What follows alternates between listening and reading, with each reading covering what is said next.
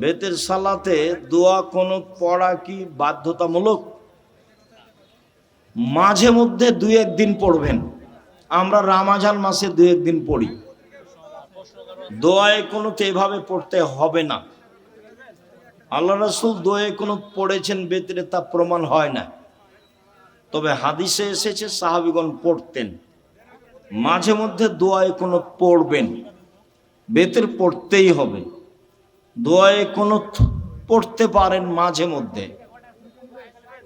দোয়ায়ে কুনুত বেতের পড়লেই দোয়ায়ে কুনুত পড়তে হবে কথা ঠিক নয়।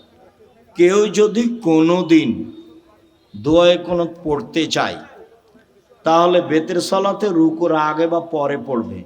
কেউ যদি কোনোদিন দোয়ায়ে কুনুত পড়তে চায় তাহলে বেতের সালাতে রুকুর আগে বা পরে পড়বে। কেউ যদি কোনোদিন দোয়ায়ে কুনুত পড়তে চায় তাহলে বেতের সালাতে রুকুর আগে বা পরে পড়বে। বেতের পড়লেই দোয়ায়ে কুনুত পড়তে হবে এই কথা ঠিক নয়। শুকরিয়া, জাযাকুমুল্লাহ খায়ের।